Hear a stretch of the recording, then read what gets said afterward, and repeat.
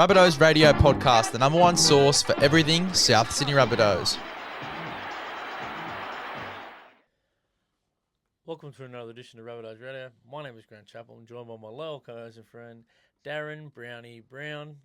Big win overnight, Brownie, for the Rabbitohs? Yeah, it certainly was, champs. Once again, in some trying conditions. It was pissing down raining out there for majority of the game. Nice and cold out there at Campbelltown. But first of all, g'day to all the viewers. And a good win, and it was good to get the 2 points. Yeah, it certainly was. The weather really honed in on Sydney yesterday afternoon. Still pretty ordinary out there now. But the boys are banking another couple of points there, and they're heading into the bye week. They'd be pretty chuffed. I think they'll lighten things up. I think less is more at the moment, training-wise. You're sort of in that middle part of the season. Congratulations to the boys who got selected for Origin. Latrell, Campbell Graham, he's still 50-50, but it's great that they're considering him anyway. Yeah, it certainly was, especially after yesterday's performance. I thought he was one of our best players. But in rugby league terms, chaps, it was a 4-point win. Like you indicated, they've got the bye. They'll probably get a couple of days off now. Really good to go out to Campbelltown, an away game for us to bring back the 2 points. And we're just marching along nicely, aren't we? We're not. It wasn't great, but the last two wins have been really good in terms of our effort, our commitment, and pride in the jersey. Yeah, and just getting back to a bit of power game. I think our power game's starting to get to where it wants to be. And that's all from the bloke in the middle there, Keon Koloamatangi. Big, strong, powerful fella. Not saying he gets lost out there on the edge, but he probably doesn't get through the work that he does in the middle. And it's more of a simpler game. Tuck it under your arm. Don't think too much. Wayne said it in the press conference. Told him, don't think too much, Keon. Just cut it under the arm and go north and south. And guess what? Not only that, in defence, he's chucked in. Throw in 49 tackles for no reason, eh? Why not? Yeah, well, early on in the season when he was playing on the edge, chaps, he was struggling to run for, 100 metres. But, the last 2 weeks being in the middle, he's run for big metres, a big power carrier, big body. And like you said, even though I don't think we won the metres gained, I still think we won that advantage, getting over the advantage line in behind the ruck. Our forwards really dominated in that particular area, and it helped us with a win. Yeah, he done it last year, didn't he? Jumped in the middle, and I think he went on some ridiculous 5-game streak where he had over 200 metres in carries and stuff like that. So we know what he's capable of. Now, we did say he ran for over 300 metres. That was on the NRL website early on, but it has come back to around 280, but still a big effort, massive effort. And like you Certainly said, is. throw in 50-something tackles, only a couple of misses. It was a big game from Keon, and one of his best performances, but not good enough to get a State of Origin jersey, which was probably a little bit disappointing. Yeah, well, he's very versatile. We'll have a chat about that Origin teams later, have a chat about those pathways. But we'll get straight into this game, Brad. It all started with a bit of a late inclusion. We noticed the Cup team had Kepi in it, whereas he was named on Tuesday to play in the 17. But they brought back Junior Satola, and off the bench I thought he was pretty strong. And we started on top. We dominated the field position early, had a couple of penalties go our way. Didn't do a hell of a lot with the ball, but after 3 or 4 sets of 6 down on their line, peppering them, Jai Arrow sort of went in for a little carry close to the line, pushed Safe off over on his backside, and there was just enough room for Liver to get up and take advantage of it and basically score where Safe off would have come across and maybe held him up. Yeah, there was a lot of confusion in the tackle, wasn't there? And we'll just go back to the start of the game, chaps. And like you indicated, it all started from the start. The first kickoff, Royce Hunt come off the back fence, and we had great contact on him. We dominated that particular tackle. And once again, when you start the game like that, I think we had 3 in the tackle. Hubner was there, Keon and Jai Arrow got a good shot on him. We drove him backwards, and that put us in good stead for the remainder of the game. But like you said, we got off to a bit of a flyer, a lot of field position, a lot of possession, and we came up with an early try through Liver, similar to the try he scored the week before where he just barged over from dummy half. I wouldn't say it was a quick play the ball because, like you said, there was a lot of confusion. Was he involved, interference in the tackle with Jai Arrow? But he got to play the ball, and Liver was just too strong and barged over. Well, there's a lot of I don't even know if he got it down, to be honest. But there was a lot of bodies in the area. We had to go with the on-field decision. That one went our way, which is good. Look, maybe he did get it down, but there was a lot of traffic in there, and Well, the thing was, the referee sent it upstairs as a try. Yeah. Now, if he sent it upstairs as a no try, probably gets ruled no try. But it went Yeah. upstairs as a try. He had to find a reason, the video referee, to say he never got it down. He couldn't do that. And a bit of luck went our way there.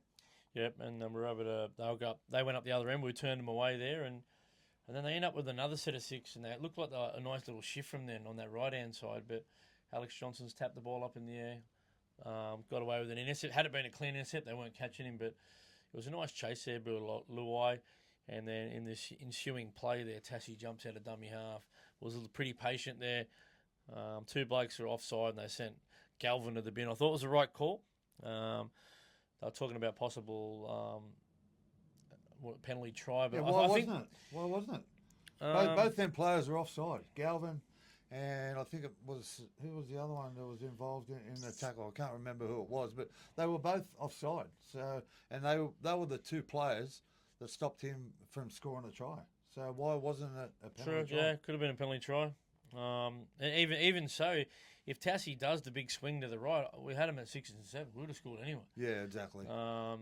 He thought he went with a little mousetrap toe down the short side dummy to AJ and just about got there anyway. But Well, I think he went that way because them players were offside, knowing that if he didn't score, he was either going to get a penalty or the penalty try. It worked out great because we got the penalty and Galvin went to the bin, and we scored not long after. yeah, and it was a nice little heads up play by Bud Sullivan. Again, a quick play the ball there, and it looks like it was Luai was called out of the play. Otherwise, he would have been pushed from marker and maybe plugged that hole. But he looked up. He was able to get past Api Coruscant. He turned Aiken underneath. It was a bit of a to and fro on. Ball got chucked on the ground a few times out the back. It wasn't a pretty try, but it was ended up being Aiken who I think he beat Charlie Staines twice to score. Yeah, and Luai came across late. He did well to recover, but yeah, a little bit of hot potato. Balls hit the deck a couple of times, but well done to Campbell Graham up in support. They just kept playing an attacking footy, and Aiken was on the end of it and scored a try and put us up a 12-0 lead early on. Thought we probably had the opportunity to score a couple other tries. Chaps maybe took the wrong option, hitting the lead runner instead of going out the back. Once again, our attack's still a little bit clunky. Missing Cody Walker in them areas. Normally he'll take the right option, Cody. Just think we're a little bit clunky, but yeah, look, it's coming together nicely. Yeah, the spine, it's been shuffled around so many times. It's hard to get any continuity. The centres have changed sides a few times. I do like Isaiah Tass on the left. I thought he had some moments in this game. Campbell Graham, that natural right centre. Bailey Bentley Harpe, he was unlucky not to score a try really early when Campbell Graham went for the flick pass down the short side and Charlie Staines knocked it down. He could have went over early. The back line, it's going to take time, but when you've got effort out there, you're willing to be patient and wait for that. Our points haven't come yet, but that's, again, second week in a row. We've kept the team, 12 points. Last week it was 14 points. We're keeping teams to low scores this year. We've done it on a number of occasions. The Roosters, they only got a couple of tries against us. The Dolphins, we've been able to see those games. We're a sort of team, if we can keep someone under 20 points, but just about won every game if we do that this year. So the effort's there. It's going to come. But anyway, just before halftime, it was a great passage of defensive play there. They are going to shuffle a player over the sideline. He dumps it back on the inside. They get to play the ball. Bailey Bentley Harpe makes that tackle, jumps into marker. I think he was square first up, but for some reason he moved to the left-hand side, Brownie, which kept him out of play. Api Coruscant just looks up, scoots past Mwale. Had Bentley Harpe been involved in that play, he would have given away a penalty, but he would have stopped that try, and he went down and put some ridiculous footwork on. They called that the ankle breakers sidestep on Latrell. Latrell even posted about it. I've seen that. You got me, bruh. Yeah, I've seen that. And it was a great try by Appy, and he was outstanding in the whole game, to be honest. Well, he was single-handedly just tearing us apart, Api Coruscant. And like you said, there was nothing really happening. We were in total control with only a minute and a half left on the clock before half-time. Nothing happening. And, yeah, like you said, we nearly pushed over the sideline with a great defensive play. And, yeah, just a little bit of confusion at marker where the referee called us offside. Bailey Bentley Harpe pulled his arms out and stayed away from the tackle. A little bit of inexperience. Maybe should have committed to Coruscant.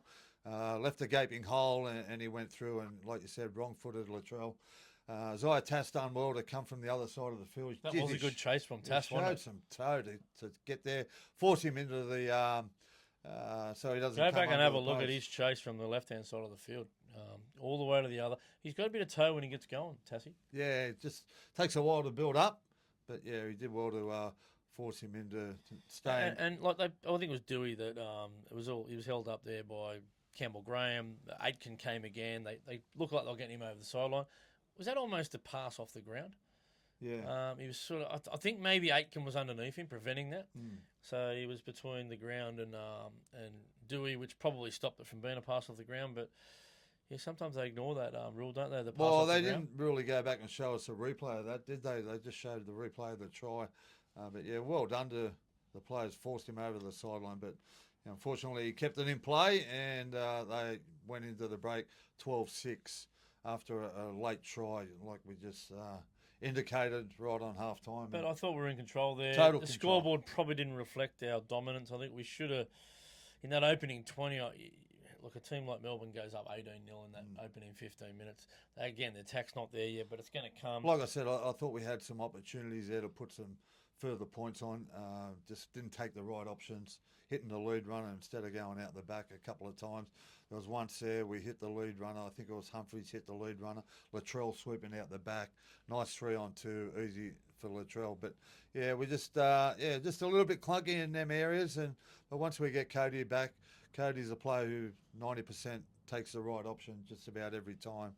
And we'll be sweet. And then after half time, we Tigers started to come back. They obviously come out of the sheds with a bit of confidence after that Appy try, and they did a crossfield kick.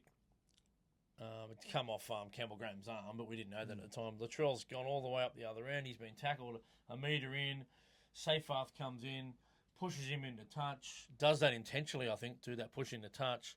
Because he knows once the play's stopped, he can go back and challenge it. I think it's a challenge of the year, maybe the best one I've seen in a couple of years. But he didn't, the referee didn't even rule a penalty for that. No, he just said he was out. Yeah. Because this play was stopped, Yeah. you're still allowed to challenge. Yeah. And they all attacked the referee. Then, all right, challenge. So. But shouldn't he? And I'm happy that they went back and got the right decision. That's not a problem. But the referee should have gave a penalty straight away to the Rabbitohs because there was a second effort there. It was a second effort, yeah. And it should have been a penalty straight away. Happy for him to go back then and then take the ball back because there was a knock on further up play from Campbell Graham. But yeah, I thought it should have been a penalty. But happy with the decision that they went back. Yeah, Latrell has his time again. He might have come in field and got tackled in the middle of the field then, and had that happen, they can't go back because there was no stoppage. But anyway, that's the way it goes. But yeah, I'm calling that one challenge of the year. Well done to Alex Seyfarth. And I think it was Luai and Terrell May. They were all over it. They didn't muck around on that one.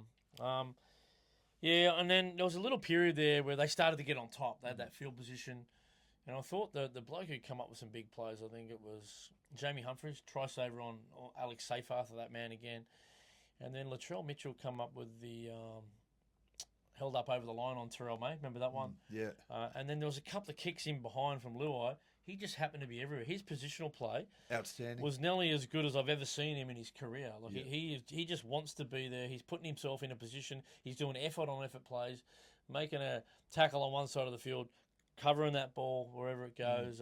Look, There was a Latrell, that little period there, Latrell was just so dominant. Yeah, he certainly was, and we certainly needed that from Latrell. And like you said, his positional play was the best that I've seen for a long, long time. And his effort on efforts were there. There was a tackle there where he shot out of the line as well and stopped the play He really instantly. closed in on that bloke, didn't he? Yeah. And then got out of there and went back to his position and tried to cover what was going to happen on the next tackle. But yeah, outstanding from Latrell. I had a little look on Facebook when I got home. I was watching a bit of the game and that, but didn't see anyone trying to put him in the centres last night. Well, Laurie Daly did. Well, he's probably not as sharp as old Edwards, who's won 4 premierships in a row. So they weren't going to change that team around. But yeah, I think he's our best option at fullback. Wayne Bennett thinks that, and you know the most important person in the club at the moment is Wayne Bennett. If that's where he wants to play Latrell, that's where he's going to play. Oh, look, without a doubt, the last 2 weeks, Latrell's been one of our best players. And if he can play like that every week, well, we're going to be a force to be reckoned with come semi-final time, especially when we get a couple of our senior players back. Brandon Smith's tracking along nicely now. He's at the club. Cody Walker, Jack White, and hopefully he'll be back after the bye round. And there's a few more there that are due back over the course of the next few weeks. Yeah, there's a few coming back there. Yeah, look, he came up with some big tackles. There's another one where I think it was the fullback busted through the line there, and he just wowed him, hit him right around the guts and tackled him. He was all over the joint there, Latrell. Now, we were able to, I think this is where I felt like we iced the game, man. Humphries went down a short side. It was a lot of bodies there, and you thought, oh, what's he doing here? He squared up, little short ball to Tallis Duncan. Tallis did really well, the former 5'8", little catch and pass, put Tassie down a narrow passage, and Tassie summed it up pretty well with the prolific try scorer there, Alex Johnson, who goes over again. He scores a lot of tries against the Tigers. I think that's 20 tries in 19 games against the Tigers. Yeah, certainly, chaps. And I had the same thoughts as you. Down that short side, it was only a 10 or 15 metre short side. We had 4 players there, but a nice little overlap, nice little players squaring up. Humphries done a little bit of a shimmy, in and away, bang. Nice little ball to Tallis. Tallis on the Tass, and Tass done extremely well to pass the ball to AJ. Great timing, and yeah, AJ just too quick. He's not far away from the 212 by Kenny Irvine. He scored the most tries for a single club by anyone in NRL history. The records keep tumbling. Only a couple more, he'll be the first player to ever score 200 for one team. Yep.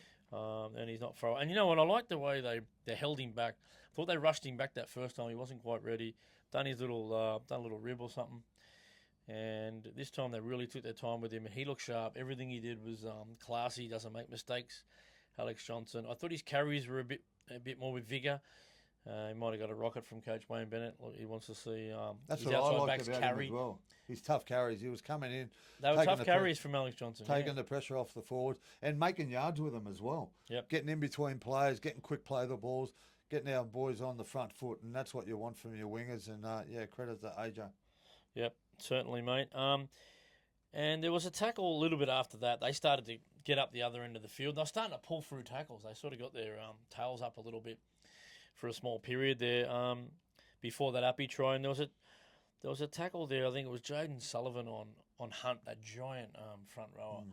It was a little crash ball out the back, and he just came in and jammed him and dropped the ball. And the smile on his face after playing against a team that basically said, we don't want you this year, you can go and play for the opposition. It was a big night for Buddy Sullivan. He came up with some huge plays, especially defensively. Yeah, I think there was a little bit of verbal going on there as well, from what you could see. And Wayne gave him a bit of a rap in the press conference about his defence. It's really improved over the last couple of weeks. And some of his one-on-one tackles, especially last week and this week, a couple of them were try saves.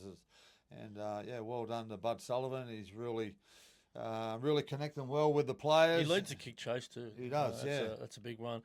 He seems to work hard for Marker on the last tackle to try and... He cut the time down of the kickers a few times and forced them into some pretty ordinary kicks, and they're the ones that coaches, they're always looking at the tape for stuff like that, and they love what they've seen from Buddy. But anyway, they started to try and get back into it.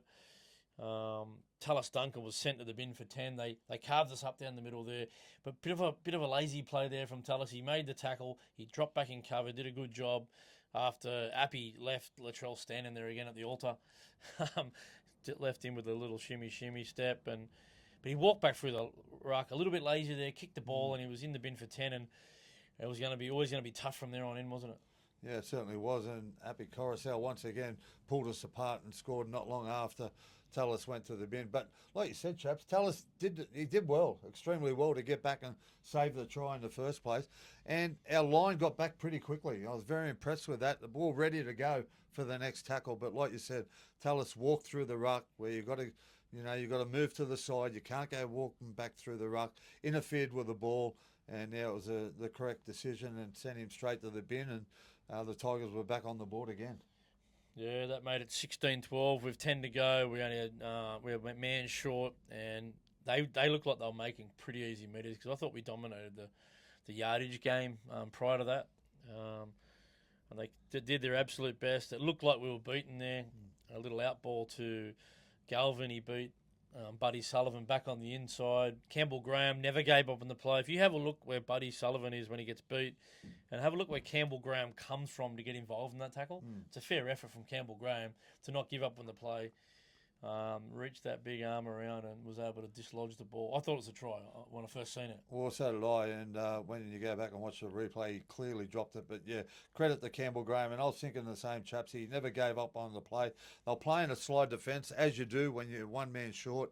You tend to condense and trying to force them to go around you. Galvin threw the dummy, step back inside. Didn't really head back towards Campbell Graham's position, so Campbell Graham had to cover a bit of ground in a short space to be involved in the tackle and done enough to force Galvin to drop the ball and more or less won us the game that particular play. He certainly did. We were well under the pump there, and I think there was a little inclusion of Jai Gray at the end.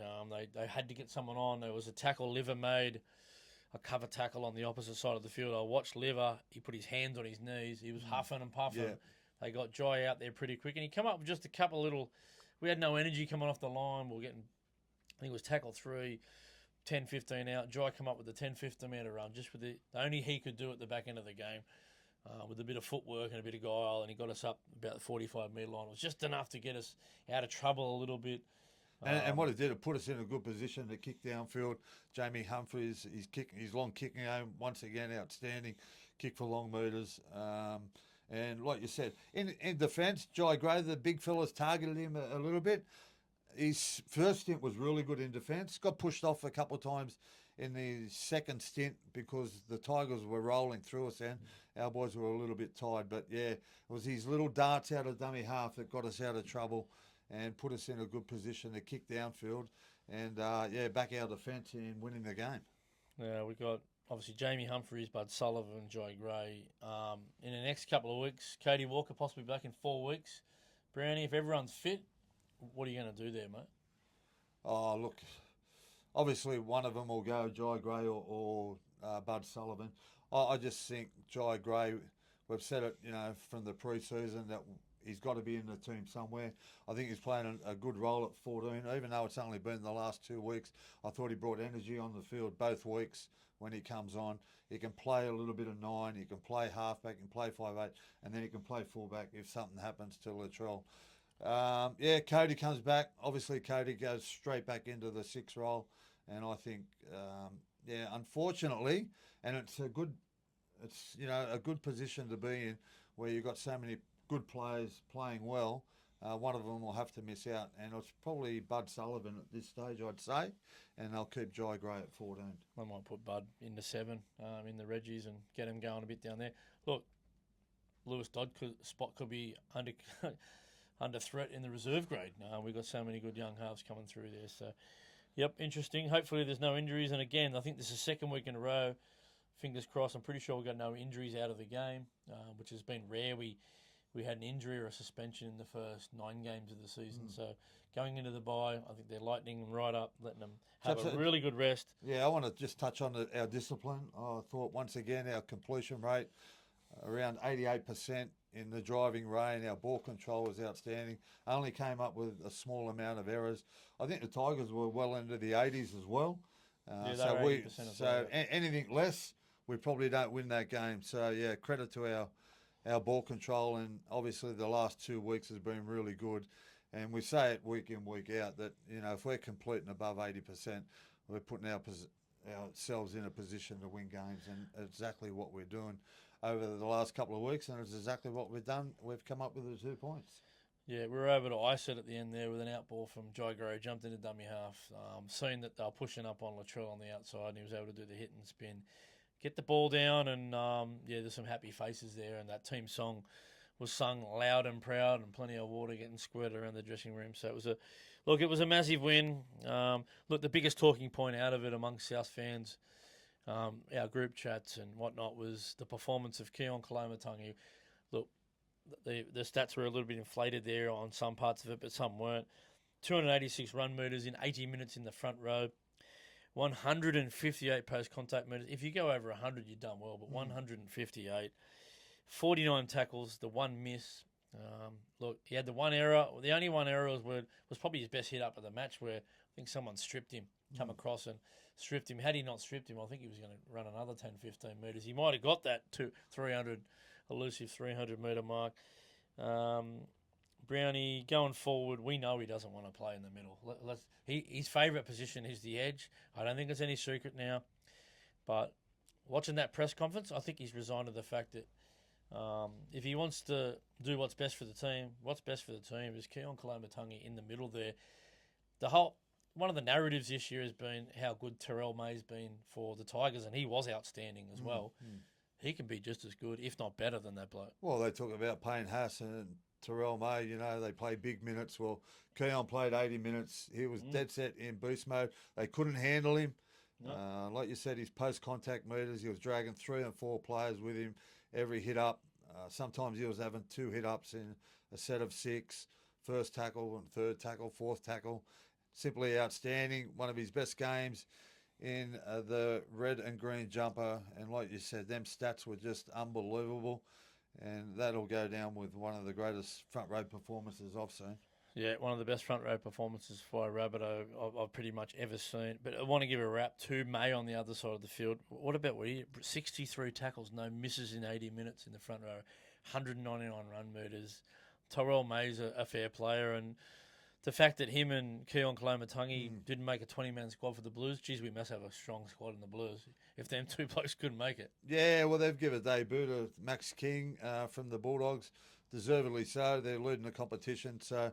a little bit unfortunate. Probably what's gone against Keon that he's only moved there over the last 2 weeks into the middle. But it just shows the selectors that he will be ready if there's any other injuries in game 1. And like I said, he's versatile. He can play in the middle or he can play on an edge. So, well done to Keon. And it's best thing that he just keeps putting his best foot forward, and he'll be on the selectors' radar, I'm sure, for game 2 and 3. Yeah, he'll be ready for that Warriors game in a couple of weeks. Yeah, another wrap on the other side of the field. Jareem Buller, 297 run meters. He's a kid that keeps improving. And former Rabbitohs premiership winning hooker, Api Coruscant. Outstanding. He had a big game. He's look, Tigers fans, don't be disappointed. I think you've got a good side there. They're just in a little bit of a rut at the moment. Single-handedly, nearly beat us on his own, chaps. Came up with, like you said, a couple of tries and was very creative out of dummy half, and nearly beat us on his own. And well done to Appy. And I think he polled pretty well in the Dally M Ponce. He might have got the 4. They give 6 to Keon. The bloke who didn't poll at all, I was a bit surprised. I thought he had a monster game. Was our centre Campbell Graham. I thought he was outstanding. Big Campbell Graham.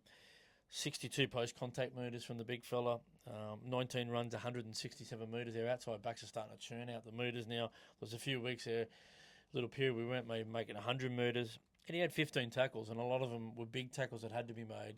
Big decisions, wrapping those big arms around him and swallowing them up. Yeah, he came up on a number of occasions and, shut the play down with great reads. And that's what he's very good at, Campbell Graham. He's very good. Got very good football smarts. He knows when to come in and he knows when to stay out. And, great performance. I thought we had a number of good performers on the weekend. I thought Ewan Aiken was good early on. His carries were really strong. Came up with some really good defensive plays. I thought Hubner was good once again. His effort plays, his little 1%ers. And that's what's getting us the 2 points over the last couple of weeks is the effort and the commitment and the pride in the jersey and everyone having a dig. Yeah, they've been able to plug that hooker role with Liver, who seems to roll the ruck really well. Again, that's the second week in a row. He's only run the ball for 1 metre out. He didn't run the ball at all. No. Again, Liver, I think he had 1 run for 5 metres and a try. Last week he had, 2 runs for a try. But but the little fella, Jai Gray, comes in and just a little change up, a little change of pace. He does a few things a little bit differently. Obviously, we lose a little bit in the middle of the field defensively when Liver's off. He's like a front rower on the field. I want to give a rap to Ewan Aiken too, Brownie. His best spot is in the back row, that right edge back row. Got a bit of foot speed, scored a try. But again, another 40 tackles in the middle. He's a real worker, isn't he? He certainly is, and high worker. I just mentioned him earlier, and I thought his carries early on were really strong. and yeah, high work rate. But yeah, a little bit concerning around our hooker role, chaps. I don't think we're very creative compared to other teams out of our hooker. But once again, you've got to play to your strengths, and they just distribute the ball, get the balls to our big, or not so big, but our forwards, play the power game, and then just find our halves when they want the ball. And yeah, but it'd be nice to have a bit of a creative dummy half around the ruck area, take some pressure off our ball runners. But like I said, play to your strengths, and that's what Liver and Jai Gray have been doing over the last 2 weeks. Yeah, I think with the way the salary cap is, we're pretty restricted at the moment. It's pretty top heavy, so they're going to develop hookers. I think, like young Riley Frame in the 19s is playing some pretty good footy. We got Benny Hill's 2 young blokes, Cody Hill, They're creative. good young player. He's pretty creative. Yeah. And Zane Hill in the lower grades. You've also got Berriman as well. I think Berriman Black, he goes really good. Yeah. Very fast, extremely explosive, can play in the halves. He's jumped up and played a little bit of Jersey flag this year as well. So, look, it's the sort of thing you go out in the market and spend big money on. I think there was a few rumours about us grabbing Starling. Well, Starling is re-signed now till 2027. He's off the market. Instead of go out and paying overs for someone in a certain position you think you're weak at, we've got Brandon Smith coming, and he's going to bite some minutes out in that hooker position next year. He's still got Peter Mamazoulis who's going to give us plenty of depth there as well. So I like the hookers that play like a halfback out of dummy half. Blakey Brayley from didn't he have a Cronulla good game Sharks. the other day? Yeah, you watch him play. He's very creative out of dummy half. Shows one way, goes the other. He's got players running inside. Hits lead runners, plays out the back. Very creative, scheming, and that's you just look at the way the Sharks played the other day. But once again, you've got to have players in motion to do that as well. So. Yeah, that's just the way I like my hooker to play, but unfortunately we haven't got one of them hookers just yet.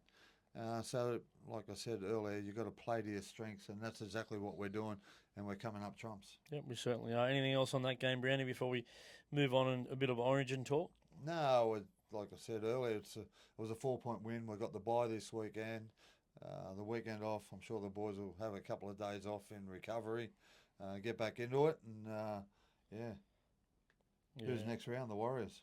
Yeah, we've got the bye this week, and then we've got the Warriors on a Sunday afternoon, which we don't get too many Sunday afternoon games at home. I think our next couple of games are Sunday afternoon games. Yeah, the next one's in Canberra after that, Yeah. at 2 p.m. I was tossing up whether to go down there or not. We'll see. Anyway, we might get to that Blues side first, Brownie. Going through it. A lot of incumbents getting a run there. Your Edwards, your Totos. Stephen Crichton got question mark over him, as we know. That'll be an interesting one. Well, it'll be Latrell. interesting because if Campbell comes in, we got the centre pairing in Latrell and Campbell Graham. Yeah, and a former centre in obviously Jackie Whiten waiting to come back in our team. But yeah, Zach Lomax, I think that was a good call there. He's a great player, and he made a difference to Parramatta straight away after coming back from a long layoff. Moses Cleary, I think there was a bit of contention there, but at the end of the day, you got to pick your best players. And if you go back to those greatest Queensland teams we've ever seen, Thurston was a halfback. He played 5'8", because they had Cooper Cronk in that team. So sometimes you just put your best players in the half. They'll work it out. I know he's not a selfish player at all, Nathan Cleary, and either's Mitchell Moses. They'll do what's best for the team. Let Cleary run the side. With his foot speed there, Moses can play off the back. We've seen him grab the game by the scruff of the neck last year in the series. Well, Moses, he's a great running player, isn't he? He likes to take the line on, so that'll suit them halves pairing well. I'm sure they'll have a great connection. Both have got long kicking games, so they can kick either side of the ruck. But yeah, I think it was the right decision after watching Luai's game yesterday. It just probably wasn't, at his best. Where Mitchell Moses was steering Parramatta around. I thought he had a nice game the other day, and so did Zach Lomax, like you just indicated. But yeah, I think they'll strike up a real good combination, Cleary and Moses. And the forward pack was basically identical to last year. Murray comes out, Isaiah Yeo comes in. We know what Isaiah Yeo can do. They've named him captain. Isaiah Yeo. Myself, I would have given that to Cleary, but that's the way it goes. Connor Watson can cover a few spots. He gets the run again. Did a good job last year. Even though probably Api Coruscant's a better hooker. But the 14's got to cover a lot of spots. If it was just a hooker spot, well, maybe Uppy gets the nod there. But Yeah, and he was really good in last year's series as well, Connor Watson. He was instrumental in our success. So, yeah, great decision. and Linu, we know what he's like. Once the eyes sort of roll back on the head, he's mad. We need him in there. Hudson Young has not really done the job at Origin level yet, but been outstanding in club level this year. He gets another opportunity with a former Raiders captain, former Raiders player, and Laurie Daly picking. He's obviously going to pick a Raider, isn't he? They're in good form. That I've coming off a big win yesterday. Max King, a little bit of surprise, but at the same time, I think he's got Origin written all over him. A real worker, one of those sort of Gary Larson style players. He's north and south. He hasn't got any footwork on him. He's got no offload, but effort-wise, you're not going to question what he does. No, well, there's a number of players that probably could have filled that role, that last spot there as a middle forward. Like we indicated, our very own Keon Kalamatangi, Stefano from Melbourne, and Olakawatu from Manly are also in the extended squad. So, yeah, look, a little bit unlucky, Keon, but there's a number of players there that can fill that role. Yeah, true. Over on the Maroons side of things, probably the biggest surprise is rookie sensation Robert Toya, who he's been a schoolboy freak for years. Unfortunately, the young kid's had a lot of injuries in the lower grades at the Roosters. He's got a brother coming through the system there as well, who's a pretty good player. He's probably the only real surprise there. The rest of them just about pick themselves in that backline. Brownie, I don't think there's any contention there. Cherry Evans could have been a question mark, but I don't think so. The Maroons just pick who does the job. I got no complaints with that. Tommy Dearden's going to get his go at some stage. He hasn't let them down. And the rest of them... just made that Ben Hunt injury just made that selection so much easier for Billy Slater. Billy Slater, yeah. I'm sure there would have been some, contention there or competition with which way he was going to go. But obviously with the injury to Ben Hunt on the weekend, Dearden just got that role. And fair enough, he's been in great form for the Cowboys. And he's a wonderful player, and he's done it at Origin level as well. Yeah, he certainly has. And there's a couple of new faces there. Bo Firma, congratulations to him. He's been outstanding out there at the Titans in a side that's they just let in point after point. They can't let in less than 36 points a game. They're disgraceful in the defence at the moment, the Titans. And Trent Liero has been knocking on the door. I think his family are Mad South fans, are real Lieros. I met the uncle one day at a South Storm game, and he had a South jacket on. He told me, that's my nephew there, Trent Liero. He goes good and that, but we're all South fans, so well done. We've got a Rabbitohs fan in the mix up there for the Maroons there, and you Queenslanders watching online there, so you can cheer along there for Trent Liero. Kurt Mann, unlucky, I suppose. Jesse Arthurs will cover anyone. I think there is a few guys with question marks over him with injuries, maybe Val Holmes. And then you got Fini Fuiaki, who's a tearaway. Yeah, there'll certainly be some, obviously medical on over the next couple of days and see how all their injuries pull up from the weekend's games. And one that we'll be keeping an eye on is Crichton, because our man Campbell Graham is in the wings waiting. Yep, for sure. That might be about it on Origin. It's obviously on Wednesday week. The New South Wales Cup, they're on Suncorp too. It's tough to go up there and get a win. It'd be nice to go up there and go 1-0 up. We won there last year. So. Because we go to Perth for the second game. And they always have that second game in the interstate because you can't sell a dead rubber. Yep. So they always have a live rubber for the Perth, Adelaide, Melbourne game. And Sydney, you get the last game and... It'll be a dead rubber. We'll be up 2-0. Hopefully. $10 tickets for Game 3, guys. Anyway, and New South Wales Cup, pretty disappointing yesterday. They just couldn't get anything going. The halves really struggled. They were impatient. Thought the middles played okay with Kepi. Big Shaq playing okay. Set up the only try with a tip on to Kepi. Atata had some good carries. Thought he was good when he came on. He's a good young Strong, forward who... Got potential, yeah. I think you hang around with him. I thought Thomas Fletcher had one of his better games with the ball. Big, hard carries. Had a bit of a strip there at one stage. He'd be disappointed with that, but I thought he was really strong. And we need him to be, because I think he should get selected at some stage this year. He should make his debut. He's done the right thing by the club. The club will do the right thing by him. Other than that, Louis Dodd, he still looks a bit out of sorts there. Brownie. Yeah. For some reason, he just goes back on the inside all the time to a forward. Yeah, look, I don't think he's getting much help from people around him as well. So, it's a little bit concerning. But, look, work in progress, they say. But our halves are doing a great job at the moment. Look, like you indicated just before, when Cody comes back, one of our halves has got to drop back. So, one half from the New South Wales Cup has got to go as well. So, who's it going to be, Schuster or Lewis Dodd? Well, Schuster might weigh in a different spot, jump on an edge or something. Yeah, like well, that, I'd be putting. But Hosty did make a successful comeback. He played okay too, Hosty. Yeah. He come back and had a run. Personally, I'll be putting Schuster in the forwards and just just get through your work, have some hit ups, and Want him more workman like Schuster instead of trying to ball play too much. Well, kicking the ball on second and third tackle, it's okay. It comes off every now and then, but when you're doing it week in, week out, just puts so much pressure on. It's a low percentage program. It is, yeah. It's and it's. I like young Ashton Ward. I think he had a slight injury at the moment, but it's only a very small guy. But he reminds me a bit of Luke Keary, young Luke Keary, the way he plays his footy. There's a bit to look forward to there. City Country was on in the 16s, 18s, and the women's and everything. Absolute standout. Peyton Tarter, I remember that name. The number 6 for the City side, South Sydney Junior, killed him for the Errol Matthews next year. They have got to sign him up to a long-term deal. He is something very, very special. Yeah, put on a masterclass in that particular game, scored the first try of the game, and set up a couple of others. And Still 15, mate. He hasn't turned really, 16 yet. really good game management. I know they won convincingly, but just a real classy performance. And he gets the ball early. So he knows when to pass. He knows when to show and go. Yeah. He knows when to just Takes tuck the it right under the wing options. power. He knows when to kick the ball. He's got a great chip and chase about him. He's a good defender. Look, he could end up playing a superstar lock like a Jim Dimmick or something one day. But look, it's a patience game with a kid that age. But they're all after him. Yeah. The Brumbies, the Waratahs, they all want him. So, hopefully we can keep him. That might be about it. Brownie, you got anything else? No, that's about it. No team list Tuesday tomorrow, so we will be back probably in about a week's time. Yep.